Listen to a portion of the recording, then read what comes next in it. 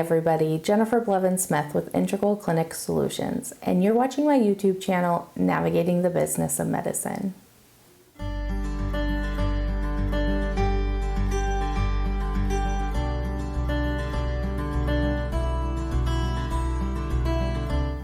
Today I want to talk about ICD-10 codes.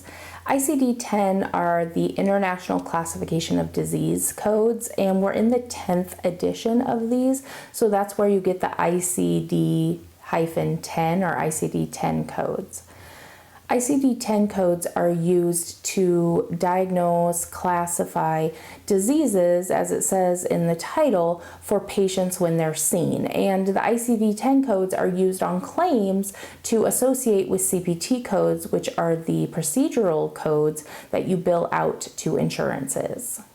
ICD codes have different versions. Like I said, we're on the 10th version. We had ICD-9 for quite a while, and I think it was like probably in 2016, 2015, somewhere in there, I'd have to look it up, where we switched from ICD-9 to ICD-10 in October of that year.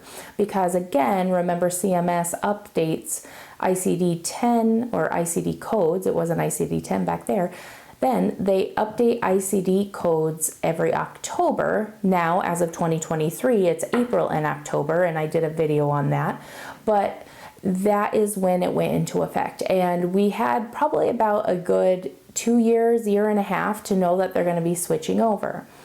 The unfortunate thing about the switch over from ICD-9 to ICD-10 is they didn't use the same codes at all. So the codes that were for hypothyroidism, hyperlipidemia, all of those, hypertension, are not even close to being the same when they switched to ICD-10. And so all the knowledge that people like me had, knowing the codes for those conditions off the top of my head without having to look them up, was kind of wasted. And they went and added, I think it was like 30,000 new codes. So not only did they change the whole way that the codes are set up and the way that they use them, but they added a ton more, and they are very specific now. So there used to be just some specific codes, but mostly generalized codes, and now they have broken down like different types of hypertension, right? Different types of hyperlipidemia. They have added codes that you wouldn't even believe that are a code, like they're so unique and probably like will be used once in a lifetime by somebody, but they are extremely specific, and that's what they did. So you had to adapt to it.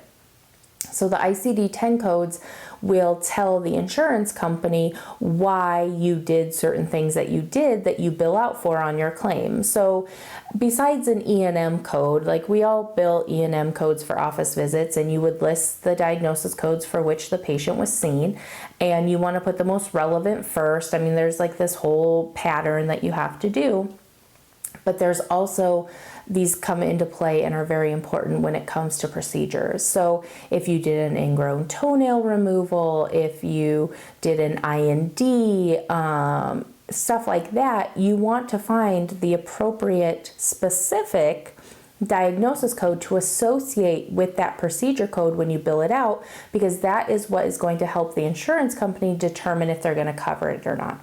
If you put the incorrect diagnosis code with a procedure code that's maybe not covered, not relevant, etc., by accident even, then they will deny that code.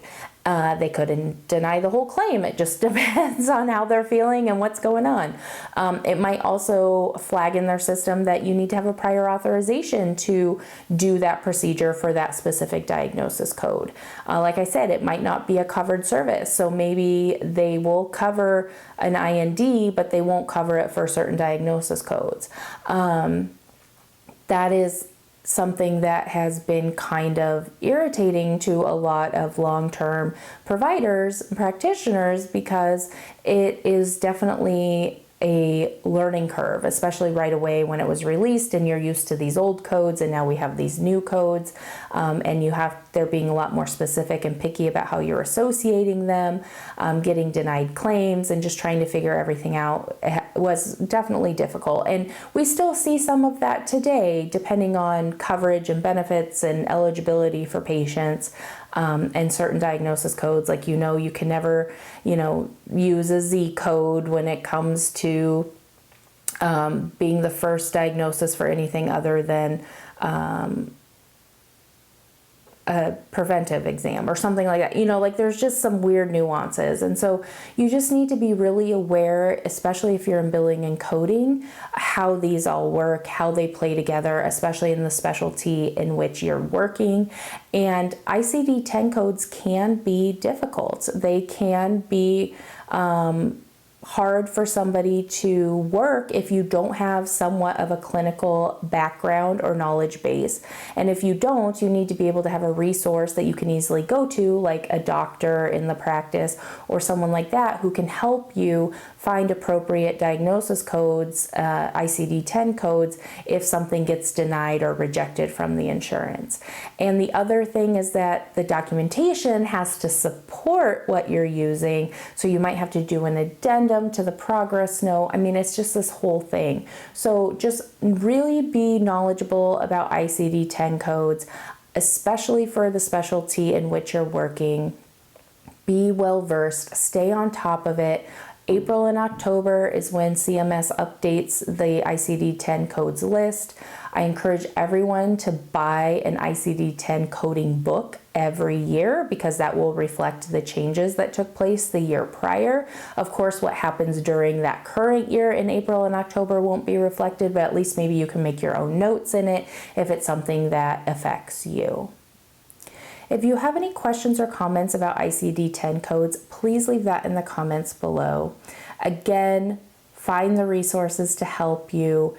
In my opinion, providers should be choosing those ICD-10 codes because, again, people doing billing and clinical analysis, even coding, aren't doctors, they aren't nurse practitioners, they aren't PAs, they're not the ones diagnosing, they shouldn't be choosing these. It really should come from a doctor or a mid-level practitioner to assist with those. So don't make assumptions, but just be knowledgeable to be able to help guide them and help them find the right place to choose what they need to from the list. Smash the thumbs up button if today's video was helpful. Subscribe to my channel if you haven't already. Have a good one. We'll see you next time. Bye-bye.